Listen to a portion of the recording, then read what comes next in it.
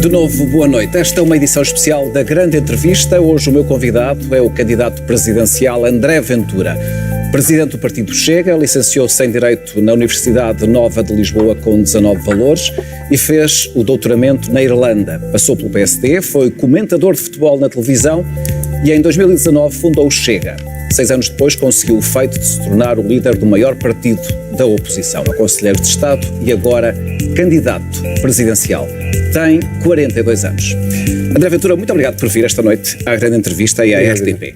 O senhor está nesta corrida para representar a voz do Chega, para tentar ir a uma segunda volta ou porque acredita que pode mesmo chegar a Presidente da República? Deixe-me agradecer o convite por estar aqui, agradecer a si, agradecer à RTP o convite a estar aqui. Não, eu candidato-me sempre para vencer e acho que o Chega tem condições, por isso eu pedi também o apoio ao partido, depois de se tornar líder da oposição, de dar este abanão no sistema que nos parece importante nestas eleições presidenciais. E, portanto, candidatamos-nos para vencer. E eu candidato-me para vencer. Se me perguntar assim, é a eleição que desejava e é a eleição que queria? Não é, eu disse-o desde o início. Mas acho que era o General Ramalhianes que dizia isto. Eu não vejo a política como um cargo nem como uma vontade, vejo como uma missão. E é exatamente como eu vejo. Eu vejo a política e esta candidatura, muito especificamente, porque eu tenho um perfil evidentemente mais executivo do que simbólico, e portanto eu não gosto de cargos simbólicos e não vejo a presidência como um cargo simbólico. Esta é uma candidatura de missão e não uma candidatura de vontade, de cargos. É de missão, é de eu entender, ter entendido, e o partido também ter entendido, que o sistema precisava de um abanão, que eu podia representar esse abanão, que eu tinha vontade, no sentido que tinha disponibilidade, mas não o cargo em si e não pela disputa em si. Portanto, diria... Mas acha que pode fazer esse abanão com mais força na presidência do que no governo? Vamos lá ver, a presidência da República é o cargo mais alto da nação portuguesa. Quem o tem é um privilégio enorme, poucos o tiveram, é um privilégio porque personifica a nossa nação, a República que temos. Nesse sentido, eu acho que a influência da opinião pública, dizer à opinião pública o que tem que ser dito, dizer o que precisa de transformação, na presidência da República tem um epicentro. Eu quero ser esse ator de transformação, contra a corrupção, contra a imigração descontrolada no país, contra um bocadinho a bandalheira em que nos tornámos em várias matérias, até em termos económicos, e o fracasso que o país teve. Eu quero ser essa voz de mudança. Mas acha que esses são os poderes do Presidente da República? São também, porque, repare, nós temos tido na Presidência da República estilos diferentes. Eu falei de Ramalhianes por isto. Ramalhianes também era novo, não é que eu seja é muito novo, já fui mais, mas Ramalhianes tinha 40 e tal anos quando se tornou Presidente da República. Tinha um perfil claramente também mais executivo e foi um presidente capaz de afirmar os valores que ele na altura entendia que eram certos, os valores da democracia, do pluralismo, contra o totalitarismo da esquerda e da extrema-esquerda, e foi capaz de, a partir do Palácio do Belém, transformar o país em muitas coisas. É por isso que começo já por dizer, quer dizer, eu não acho que nenhum dos presidentes da República depois do 25 de Abril tenha sido incrível, não acho mesmo. Apesar de eu, quando nasci, já a República estava com algum tempo, já tinha alguns anos.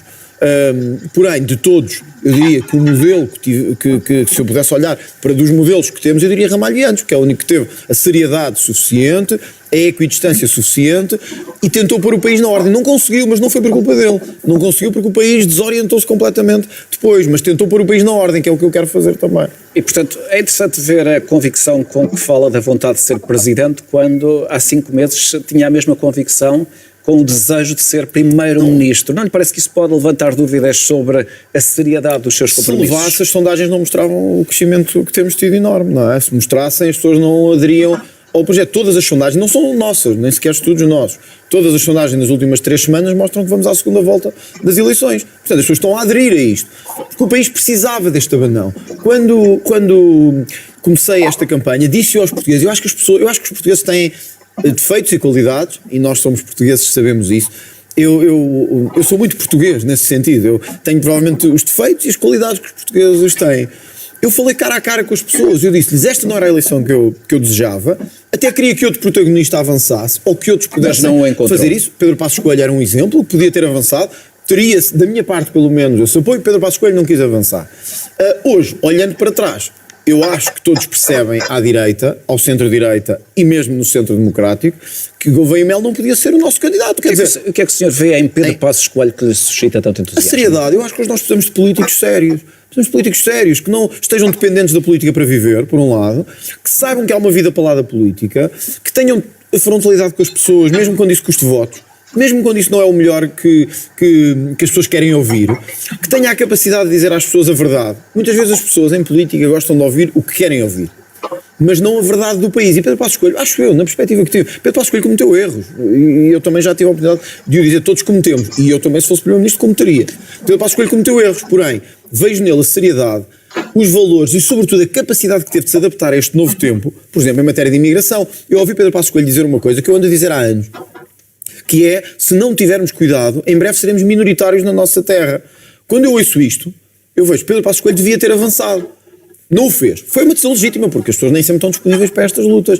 Portanto, eu sinto hoje que esse espírito de frontalidade, de seriedade, tinha que vir para estas eleições presidenciais. Foi isso que eu tentei fazer. E é isso que eu estou a tentar fazer. Atenção, humildemente, eu não sou o Pedro Passos Coelho, o Pedro Passos Coelho tem certamente muito mais qualidades, porém, sinto que esta mensagem do Pedro Passos Coelho era importante ser corporizada também numa candidatura. E eu queria corporizar essa candidatura nestes valores. E como é que o senhor vê os poderes do Presidente, os poderes atuais do Presidente? Acha, por exemplo, que deveria ser mais interventivo? Gostaria, por exemplo, de presidir ao Conselho de Ministros? Eu acho que toda a gente que for votar no dia 18 de janeiro, quando chegar o dia das eleições presidenciais, sabe uma coisa: ninguém vota no André Ventura, com 42 anos, líder de um partido, se quiser um corta-fitas. Um Américo Tomás, enfim, ou o Marcelo Rebelo de Sousa, versão mais soft. Não é. Eu não sou nem o Marcelo Rebelo de Sousa, nem o Américo Tomás. Eu não sirvo para cortar fitas, nem para fazer inaugurações. Então, toda a gente sabe isso. O que é que pretende fazer na presidência? Eu pretendo ter uma voz firme, olha, no combate à corrupção, por exemplo. O Presidente capaz de olhar para o que está a passar no país e dizer isto não é aceitável, isto tem que ser alterado. Eu dou-lhe um exemplo. Há 2 anos atrás, por causa de uma secretária de Estado cujo marido tinha um pequeno problema, problema criminal, o Presidente da República disse: há aqui um ónus nesta governante, não me parece fazer sentido que ela continue, há aqui um problema. Porém, deixou passar uma série de outros com suspeitas gravíssimas de receberem dinheiro público indevidamente, ou de receberem dinheiro fora das suas funções, ou até de corrupção, e não fez nada sobre isso. Eu serei o Presidente que dirá sempre a verdade, que dirá às pessoas assim: mas senhores, o Governo é que escolhe os seus ministros e os seus secretários de Estado, mas há um limite que a República tem. O limite é pessoas de integridade. É pessoas que olham e se estas suspeitas sobre si são reais. Mas a senhora vai lançar, por exemplo, a partir de Belém, um escrutínio sobre os ministros que o Primeiro-Ministro lhe apresentar? Mas não é sobre Belém. O Presidente é eleito com mais de 50% dos votos. Significa que é também um filtro da República. Significa que deve ser um escrutinador da República. Não serve. Nós não estamos a pagar o salário. De acordo com os poderes, com a legislação e com a Constituição, quem escolhe os ministros é o Primeiro-Ministro, não é o Presidente da República. E comunica ao Presidente da República para efeitos de exoneração e para efeitos constitucionais. O Presidente da República, com a legitimidade que tem de eleição, não se pode tornar numa figura de corta-fitas. Tem que servir para alguma coisa. O servir para alguma coisa é ser um barómetro e ser um filtro na luta contra a corrupção. Por exemplo, eu estou-lhe a dar um exemplo só de corrupção, porquê?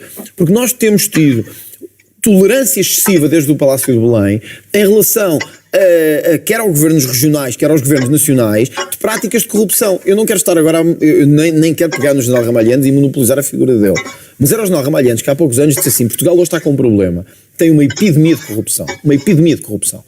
Um Presidente que esteja verdadeiramente focado em mudar o país tem que mudar este estado de corrupção das coisas. Como é que se faz isto? Quer a partir de Belém, quer a partir de São Bento, quer a partir de outro sítio qualquer. É dizer a verdade às pessoas e ter que perceber que, quando se é Presidente da República e se tem a capacidade que se tem de intervir na opinião pública, nós temos que dizer assim, como eu diria: este Ministro tem suspeitas gravíssimas sobre a sua conduta, não deve continuar. O Primeiro-Ministro fará obviamente o que entender, mas isto tem um peso político, mediático, público, enorme. Eu quero ser esse Presidente. Eu gostava... E também era um Presidente que gostava de presidir os Conselhos de Ministros? Eu sinceramente, presidir a coisas não é o meu... ou seja, não é isso que me move. O que move... Deixa-me só dizer isso, Vitor. O que me move é mesmo as causas. Se um dia fosse Presidente da República, os portugueses me derem esse privilégio, quando acabasse o meu mandato, portanto, quando terminasse o tempo que os portugueses me quisessem dar à frente do país, o que eu gostava que dissessem de mim era: errou, porque eu vou errar, todos erramos, acho que quem nos está a ver também sabe que erra, tive coisas boas e coisas más, mas há uma coisa que fui o campeão da luta contra a corrupção. Era isso mesmo que eu queria fazer neste país, porque eu acho que nos estamos a tornar num país de corrupção endémica. E eu quero acabar com isso. E o senhor será o Presidente de todos os portugueses, caso venha a ser eleito, ou fará a separação entre aquilo que o senhor designa dos portugueses de bem e dos outros? Durante muitos anos, nós tivemos sempre os Presidentes a dizer a mesma coisa, e hoje continuam os meus adversários, os adversários principais, todos dizem a mesma coisa, serão o presidente de todos os portugueses. O senhor não será o presidente de vão todos os unir portugueses? todos e etc. E eu percebo esta questão, eu percebo a questão simbólica de unidade, etc. Vamos lá ver. Eu acho que por uma vez na vida os portugueses precisam de um presidente que coloque os portugueses comuns à frente e não as minorias ruidosas à frente. Com isto, eu não estou a dizer que vou perseguir a B ou C. Vou é dizer que pela primeira vez vou dizer aos portugueses comuns, aos que pagam impostos, que sustentam o país, ou pagaram, que vão ter um Estado para eles também, que lhes vai dar prioridade a eles. Eu, se tiver que escolher entre ser o presidente dos portugueses no acesso à saúde ou dos imigrantes no acesso à saúde, eu serei dos portugueses. Mas essa não é uma competência do Presidente da República, na verdade. É também porque, olha, o Presidente da República, quando aprova a Lei de Bases da Saúde e não a veta, ou quando a promulga, quando promulga a Lei de Bases da Saúde, mas dá indicações, deve dar estas. Eu, como Presidente da República, eventualmente promulgaria uma Lei de Bases da Saúde, como aconteceu com Marcelo Rebelo de Sousa, mas daria 2 ou 3 indicações ao Parlamento. E as indicações seriam esta. Os portugueses têm que ter prioridade. Eu não aceito que neste país haja pessoas a passar à frente por serem estrangeiros em consulta. Eu estou a dizer que eu não aceito. Sim. 3, eu não aceito que venham grávidas de outros países ter filhos ao nosso país, não paguem as consultas, não paguem os partos e vão-se embora. Eu não aceito isso e a lei deve acautelar isso. 3, eu não aceito ter um país onde 1 milhão de pessoas está à espera de consulta no sistema de saúde, o governo diz que está tudo bem e ninguém chama a atenção da Ministra da Saúde. Só este ano já nasceram 60 bebés fora da maternidade. Ora, um presidente corta-fitas dirá, eu não estou aqui para isso, eu não sirvo para isso. Tudo certo. Os portugueses escolhem. Se elegerem o Gouveia Melo, o Marcos Mendes, o António José Seguro, é isso que terão. Terão alguém a dizer assim, eu nisso não toco, isto não é as minhas competências e tal.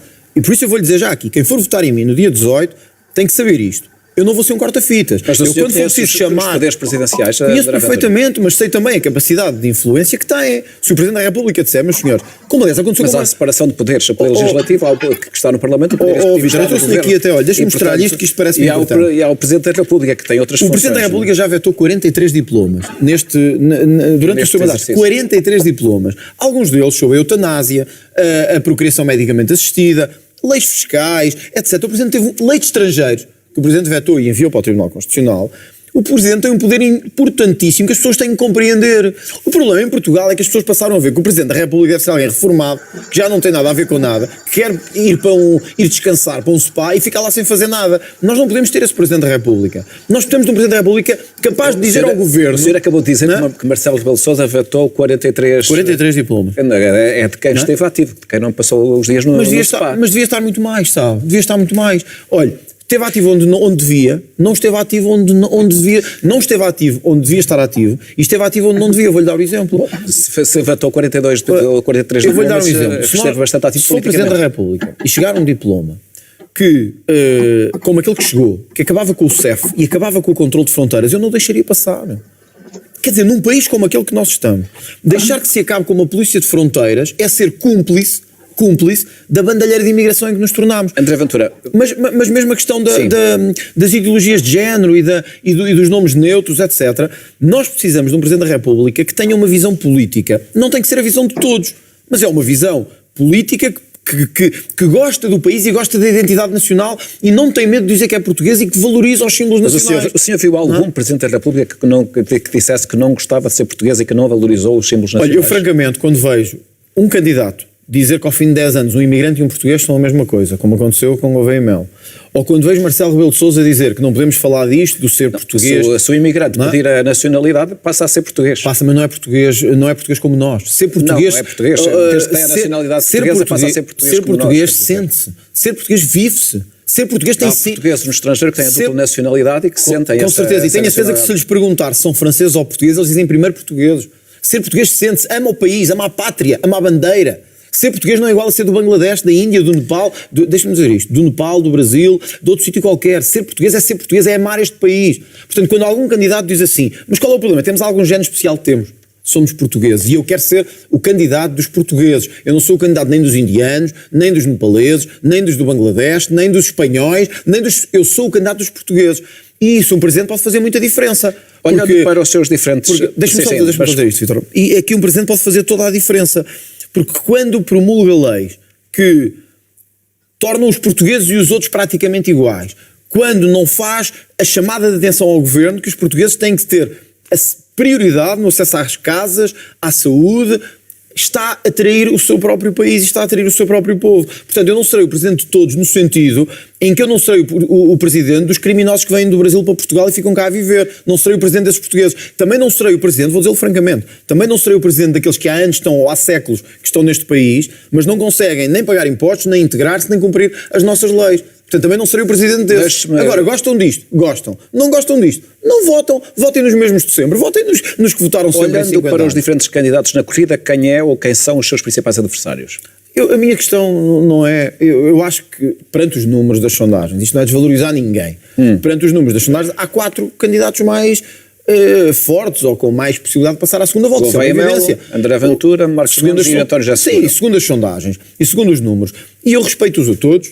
O senhor já disse que acredita que vai à segunda volta. Vai à segunda volta com quem? Eu não sei se serão os portugueses que se escolherão. Eu não estou a dizer que eu acredito. Todas as sondagens dizem agora que vou à segunda volta. Portanto, isso não é uma questão de eu acreditar, é uma questão dos números. E eu estou aqui a trabalhar para isso e espero conseguir representar esse abanão que o sistema precisa no dia 18. Não vou estar a escolher com quem é que vou. Os portugueses é que saberão. Sinceramente, para mim, Marcos Mendes, António José Seguro, Gouveia Melo são exatamente iguais. Aliás, o Gouveia Melo neste momento quer ser mais candidato do PS do que o António José Seguro, que até tem vergonha de dizer que é socialista. E desde quando é que o senhor fez esse corte com Gouveia Melo? Porque quando o Gouveia Melo apareceu, o Chega esteve ali numa fase disponível para o apoiar. Onde é que se deu esse corte? E eu disse isso quando ouvi dizer coisas como esta, que ser imigrante e ser português é a mesma coisa. Ou que a lei dos estrangeiros foi bem vetada pelo Presidente da República. Quando tivemos a fazer um esforço monumental no Parlamento para conseguir fazer o que este país precisava, pôr controlo e uma coisa básica, impedir que quem vem para cá venha viver de subsídios. Quer dizer, quando eu ouço um candidato presidencial que eu ponderei apoiar, dizer que concorda que as pessoas possam vir para cá, viver de subsídios da Segurança Social, ou que a lei da nacionalidade não está bem... Olha, a burca. Não, chega. Agora deixa-me só dizer isto. A lei da burca. Quer dizer, proibir que estejamos a importar estes símbolos de opressão das mulheres islâmicos e aparentemente o candidato Gouveia Melo também é contra isto. Então como é que Chega se pode rever? O senhor critica frequentemente os resultados dos 50 anos da democracia, referindo que é necessário uma nova república. Olhando para este meio século, o que é que o senhor vê de positivo, e eu vou repetir, de positivo, naquilo que foi a evolução do país? Não, eu acho que, vamos lá ver, o país teve evolução em muitas coisas, no âmbito da saúde, no âmbito da educação, no âmbito dos rendimentos médios per capita. Só quem não olhar bem para as coisas é que não vê esta evolução. Então faz uma avaliação positiva dos 50 anos da democracia? Não, eu faço uma avaliação de houve evoluções e houve coisas más. Mas entre esse balanço, qual é a dominante? Vamos ser francos, esta República está podre absolutamente. Não, desculpe, mas eu estava a falar, por exemplo, se o senhor diz que em 50 anos melhorou a saúde, melhorou a educação, melhoraram as infraestruturas. Vítor, vamos lá ver. Melhorou a liberdade. Vamos lá ver. Nós tivemos 74 domínios. Porque é que o senhor desvaloriza sistematicamente estes aspectos? Não é desvalorizar. Não, o senhor desvaloriza, valorizando sempre. Depois deixa-me acabar a pergunta. Mas-me deixar responder também. Com certeza. Sublinhando sempre aspectos como a corrupção, quando, na verdade, há dados que são, digamos, indiscutíveis em termos da melhoria que o país teve em 50 anos de democracia. E o senhor sistematicamente desvaloriza esses dados e, em contraponto, valoriza os fenómenos de corrupção, não é? Eu valorizo aquilo que é preciso ser valorizado, que é em 50 anos nós tivemos uma corrupção espalhada por todo o lado, que enriqueceu uma casta de pessoas que se sucedem nos cargos políticos e quando não se sucedem são família uns dos outros, saem de um lado para ir para o outro, saem do governo para ir para institutos públicos, saem dos institutos públicos para ir para as câmaras municipais, saem das câmaras municipais para ir para cargos internacionais, tudo paga à nossa conta e nós dizemos assim, a República é a democracia. Não, a democracia e este regime serviram para encher os bolsos a muita gente. Isto não quer dizer que não tenha... Mas não acha que a generalidade das pessoas vive hoje melhor do que há 50 anos? Deixe-me agora responder, porque pediu-me para lhe deixar fazer a pergunta. Deixe-me também agora... Deixe-me ter esta evolução na resposta. É ingênuo comparar o país dos anos 2020 com o país dos anos 60, do século passado. Por isso comparamos com outros países também, como estavam e como estão. O país melhorou em muitas coisas, evidentemente. O que é que aconteceu? Porquê é que não evoluímos tanto como podíamos ter evoluído? Porque hoje podíamos ser uma Califórnia da Europa, hoje podíamos ser uma Flórida na Europa, podíamos ser uma Suíça, mas não somos porquê? Porque houve gamanço e corrupção em todo o lado. Do início ao fim houve tudo a gamar numa escala de poder. Desculpa a expressão, Vítor, eu sei que isto não é muito politicamente correto, mas é mesmo verdade. Nós hoje vemos que houve uma série de famílias, de castas, que pensaram, o poder é nosso, o poder está dominado por nós e, portanto, vamos roubar o mais possível. Ponto 1. Ponto 2. a anarquia em que se tornou o poder em Portugal. Nós hoje, por isso é que eu digo... Em que sentido? Não há eleições regularmente? Não há mudanças de poder? Claro que há eleições. Como é que diz que a anarquia é em todo lado? Olha, eu vou-lhe dar um exemplo simples. Eu não gosto de ser pouco cortês, mas vou-lhe dar o exemplo da própria comunicação social, que há 50 anos que está sequestrada pela mesma narrativa dominante. E foi preciso o Chega chegar para começar a quebrar essa narrativa dominante. Repare, quando tem um poder que se instalou, que distribuiu lugares pelos amigos todos, que começou a distribuir lugares entre famílias, partidos, etc., que nunca quis abdicar desse poder. Porque não é só a questão da corrupção. Deixa-me só dizer Sim, André Ventura, mas... Este ano, olha, vou mostrar aqui, eu espero que a RTP passe isto. Portugal tem o pior índice de sempre na corrupção. Já falou da corrupção, mas apesar de tudo... Não é falar da corrupção. Mas agora deixa-me fazer uma pergunta, mas deixa-me dizer... Não, mas eu estou a responder à sua pergunta. Tem o pior resultado de sempre. Compara lá agora com os anos 70 e 60 e tem o pior resultado de sempre no índice de corrupção. Ou seja, o país está muito mais corrupto porque há uma série de pessoas a roubá-lo. Então, e vamos manter as coisas como estão. Na sua visão, o país está pior do que estava há 50 anos? Eu nasci em 1983. Você já respondeu a isso. Isso não significa que não tenha uma opinião. Eu gostava que o país estivesse mais à frente, não é mais atrás. Eu não quero saber do passado. Eu quero olhar para hoje e ver porque é que nós não estamos ao nível da Suíça. Porque é que não estamos ao nível da Bélgica. Não estamos porque nos andaram a roubar. Quando temos a criminalidade que temos hoje, e todos os dias basta ver alguns canais de televisão e de jornais para perceber o que está a acontecer. Apesar de tudo, Portugal é dos países que tem menos criminalidade no mundo. Deixa-me lá dizer isto. No mundo. Sinceramente, as pessoas que nos estão a ver e que estão a ver-nos na RTP sabem isso, muitos idosos que nos estão a ver, muitos reformados, sabem isto, sabem que hoje os sítios onde vivem têm medo de sair à noite, têm medo de sair quando escurece, porque deixámos isto tornar-nos em muitos sítios uma favela. E nós temos que impedir que isto se torne uma favela. Agora vou fazer perguntas. Mas desculpa, estavam a pedir dados. 1 em cada 3 portugueses hoje nunca teve isto na história do país. 1 em cada 3 portugueses hoje sentem-se inseguros. Têm medo de ser assaltados ou agredidos quando saem à noite. Esses dados são públicos a semana passada. Ora, pergunto, quem é que tornou este país assim? Quem é que tornou este país assim? Foi esta casta de políticos dominantes. Nós temos que acabar com isto. O senhor conhece Ferry Street em New York, ou o bairro de Stockwell em Londres, ou Aulnay-sous-Bois em Paris? Conheço, mas isso não é comparável. São bairros onde vivem maioritariamente portugueses. Como é que o senhor acha que estes portugueses iriam sentir se um dia acordassem com cartazes às portas da sua casa a dizer isto não é Portugal? Eu primeiro tenho a certeza que os portugueses que foram para... não só para a França, como para a Inglaterra, como para Luxemburgo, como para a Suíça, foram para lá trabalhar, foram para lá descontar, e hoje são, como nos Estados Unidos, por isso é que os portugueses hoje, os lusodescendentes nos Estados Unidos, têm dos rendimentos mais elevados, foram para lá fazer uma coisa, trabalhar e construir aqueles países. E foram, empenharam-se e trabalharam, não foram bater à porta da Segurança Social, foram trabalhar e empenhar-se na construção daqueles países. Quando nós dizemos cá que a imigração que vem tem que cumprir regras e não pode viver de subsídios, isto devia ser a lógica que em todos os países do mundo devia imperar. 1, têm que entrar legais. 2, não podem viver de subsídios. Francamente, subsídio dependentes nós já temos muitos, não precisamos que venham para cá. 3, têm que cumprir as nossas regras. Agora pergunto... Não respondeu à minha pergunta. Não, eu acho que os portugueses não precisavam de cartaz nenhum, porque eles sempre cumpriram as regras. Mas algum português foi para a França para não cumprir as regras de França? Ou queria andar a tornar as mulheres objetos em França? Ou queria andar de burca na rua? Ou queria ir para a segurança social? Os imigrantes portugueses são diferentes dos outros imigrantes que saem dos países para procurar uma vida melhor? Não é uma questão diferente. Acho que os portugueses foram sempre cumpridores no país para onde foram sempre exemplos de trabalho, foram sempre exemplos de sacrifício e dedicação. Aliás, fico muito perturbado quando vejo, como aconteceu agora com os incêndios, quando imigrantes que perderam a sua segunda casa, que é a casa cá em Portugal, o que o Ministro da Coesão teve para lhes dizer foi arranjar sem seguro. Ou seja, nós aos imigrantes que estão a vir para cá, não exigimos que tenham seguro de saúde. Podem vir para cá e têm tudo pago. Mas aos nossos que estão lá fora e perderam a casa nos incêndios, dizemos que deviam ter seguro. É este país com que eu não concordo. É este país que eu acho que temos que mudar a lógica. O senhor admite que os cartazes que colocou sobre os imigrantes podem incentivar a intolerância e mesmo atos de violência contra essas comunidades? Vítor, francamente, isto é a conversa de 50 anos. Não, mas eu gostava que a conversa de 50 anos respondesse com conversa nova, com a modernidade, com o país que precisamos de ter. Sim. Eu estou farto da conversa balufa de 50 anos. Não se pode dizer nada. Não se pode tocar nos imigrantes. Os ciganos, não se pode falar dos ciganos, porque os ciganos depois vão dizer que é xenofobia, racismo e tal. E não, Vítor, francamente, uma grande parte dos ciganos não compra lei e as pessoas que vivem à porta deles sabem isso. Para que é que nós andamos a ignorar o óbvio? Para que é que andamos a mentir às pessoas quando as pessoas sabem que é assim? E dizemos assim, o Chega tem um cartaz a dizer os ciganos têm que cumprir a lei. Não têm?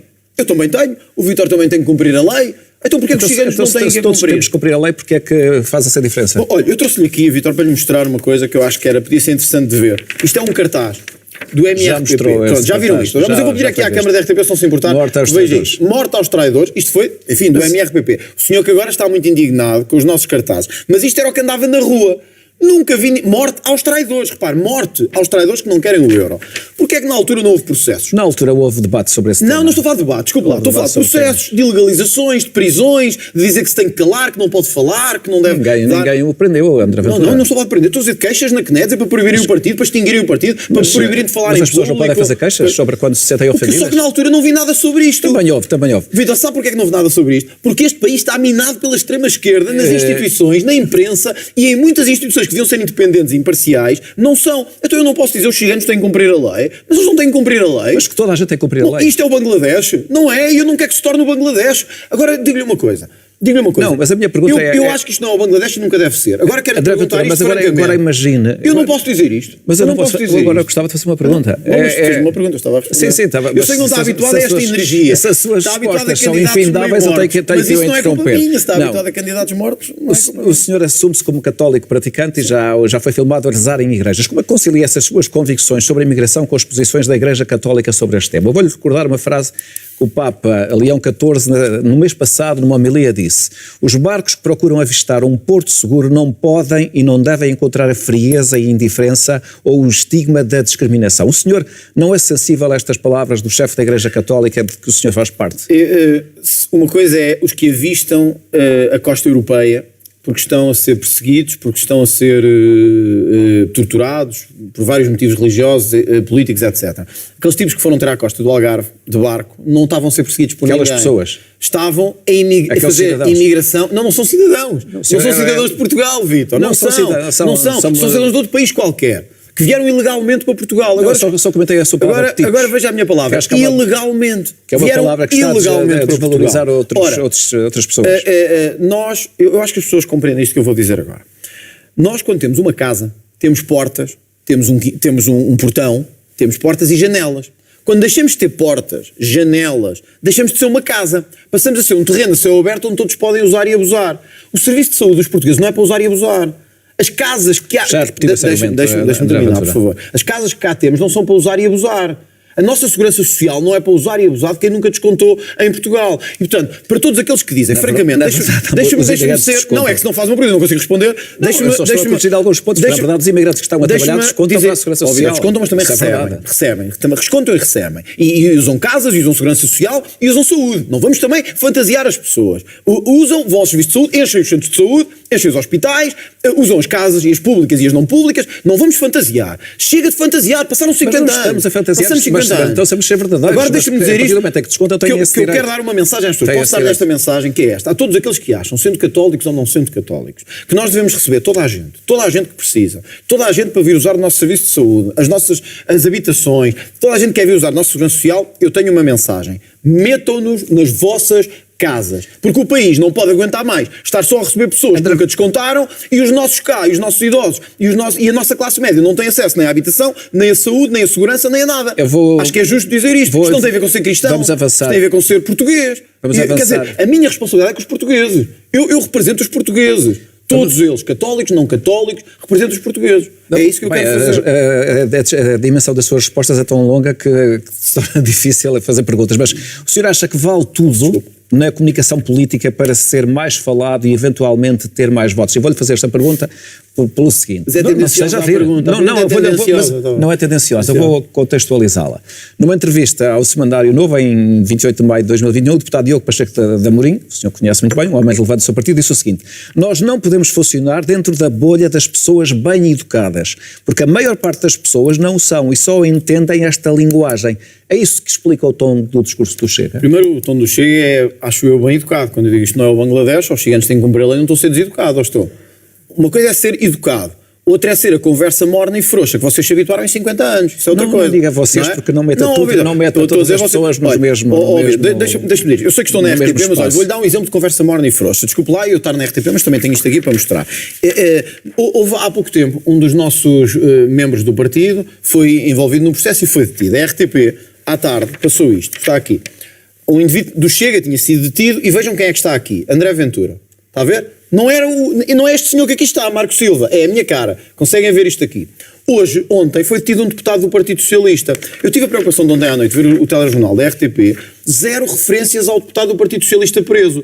Hoje tive a preocupação de ver se a RTP ia atrás do José Luís Carneiro, como andaram atrás de mim por causa disto. 0. Vi uma peça no Jornal da Tarde com 20 segundos, em que não metiam nem o José Luís Carneiro, nem o Partido Socialista, nem ninguém. Vitor, francamente, quando nós olhamos para isto, eu sei que se calhar agora vai-me custar a palavra, mas sabe o que é que eu acho quando vejo isto? Francamente, é que isto está tudo minado. Quer dizer, quando é uma coisa do Chega, é destruir até mais não poder, atacar o André Ventura até mais não poder, destruí-lo ao máximo. Agora, um deputado socialista, desculpe dizer isto, um deputado socialista é preso por roubar menores da Assembleia Municipal na via pública. E a RTP fica em silêncio sobre isto. E o José Luís Carneiro não tem que dizer nada sobre isto. Agora não perguntam ao José Luís Carneiro se ele não faz uma triagem bem feita para os candidatos. Agora não perguntam ao líder do Partido Socialista se ele sabia quem era. Este nem deputado era, este era mandatário. E olha a minha cara aqui. Olha aqui a cara do André Ventura. Meteram a cara do José Luís Carneiro hoje. Não meteram. Vitor, desculpe lá. É mau serviço público. É mau serviço público. E é enviesado. Isto é o que ele estava a dizer. Nas legislativas, se eu não consigo fazer nenhuma pergunta... E eu calmo já. Não vale a pena estar aqui. Deixa-me fazer a pergunta. Não se faça também assim. Não vou fazer de vídeo, mas não vou levantar da mesa. Este é o exemplo de 50 anos de domínio da narrativa e da comunicação social. Posso agora fazer uma pergunta? Mas era isto que eu lhe queria dizer. Já ouvi. Nas legislativas de 18 de maio deste ano, o Chega conseguiu o seu melhor resultado, tendo 1.445.154 votos, certo? Passados 5 meses, o Chega teve 749.602 votos. Portanto, menos 695.000... completamente diferentes. 552 votos. Esta queda do Chega significa... Deixa-me fazer-lhe a pergunta, André Ventura. Significa que o seu eleitorado pode não estar assim tão consolidado... E eu estou autorizado a fazer-lhe perguntas ou não posso fazer perguntas? Não está autorizado a fazer perguntas. Mas era para as regras da entrevista, quem faz perguntas são os jornalistas. Não, mas a minha pergunta é se este resultado poderá significar que este ímpeto de subida do Chega pode ter atingido um limite. Não acompanhou as eleições europeias? Não viu quanto é que tivemos nas eleições europeias? E quanto é que tivemos nas legislativas a seguir? O Chega teve 10% nas eleições europeias e teve 24%, 23% nas seguintes. Acredita verdadeiramente no que está a dizer? Eu estou a fazer uma pergunta. Não, por isso é que eu estou a dizer, se podia fazer perguntas. Quando diz assim, houve uma queda nas eleições autárquicas, mas tem que comparar com as outras autárquicas. O Chega foi o partido que mais subiu nas eleições autárquicas. Estou a fazer comparação entre duas eleições que ocorreram em 5 meses. Se eu também não conseguir responder, não é possível. Consegue. Eu estou a tentar responder, que é, o Chega foi o partido que mais subiu nas autárquicas.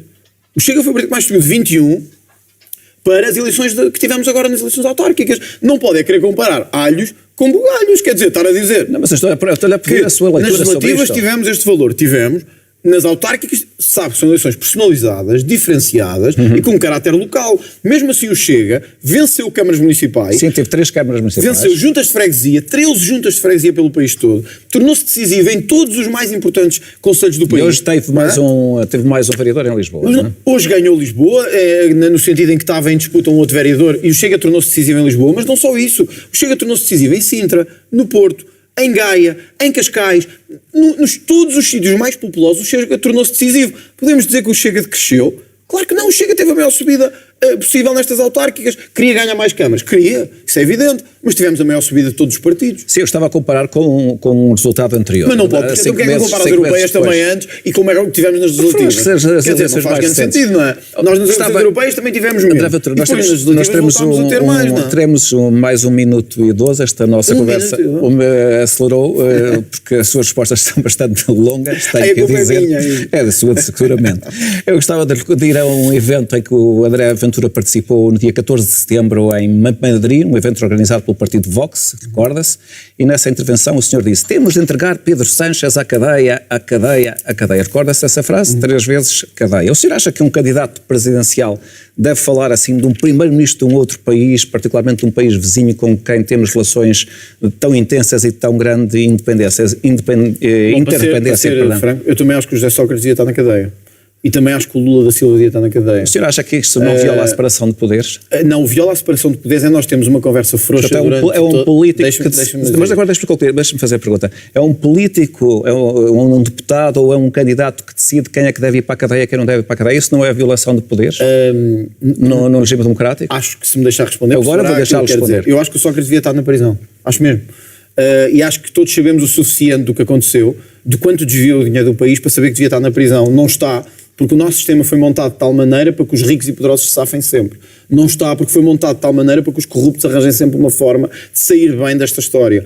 Quem é que se lixa sempre é o contribuinte que não paga €1 de qualquer coisa, é o pequeno comerciante que não paga €1 de qualquer coisa, é o pequeno cidadão que, quando lida com a justiça, fica, entre aspas, lixado, e os poderosos e os ricos, quando ficam, safam-se sempre. E, portanto, quando eu vou à Espanha e digo isso, basta conhecer um bocadinho da realidade espanhola para perceber, passo a expressão, o bordel de corrupção em que o governo espanhol se tornou. E basta ler um bocadinho da imprensa espanhola para perceber isso. Qual é a minha diferença para os outros candidatos? E para terminar? É que, Vítor, eu não venho de certeza com a conversa morna dos outros 50 anos que aqui estiveram. Eu não venho com a conversa do, bom, vamos ver, vamos esperar, vamos aguardar, logo se vê, e entretanto... Portanto, as regras do Estado de Direito para si não são pelo contrário, eu vou fazer com que o Estado de Direito funcione mais, mas deixa de haver Estado de Direito quando as pessoas que pagam impostos, que sustentam o país, sentem que quem lhes roubou nunca é condenado. Quem lhes roubou nunca tem que enfrentar a justiça. Olha, eu dei hoje um exemplo. O Nicolas Sarkozy, antigo presidente francês, entrou numa cadeia a semana passada. O José Sócrates está há 15 anos para ser julgado e ainda vamos no início do julgamento. Eu não sou contra o Estado de Direito. Eu vou fazer é que o Estado de Direito, por uma vez, comece a funcionar verdadeiramente e quem roubou o país seja posto onde deve, que é na prisão. André Ventura, muito obrigado. Vitor, muito obrigado pelo convite. Grande entrevista esta noite. Nós voltaremos amanhã. O meu convidado será o candidato Jorge Pinto, apoiado pelo Partido Livre. A todos, muito obrigado e boa noite.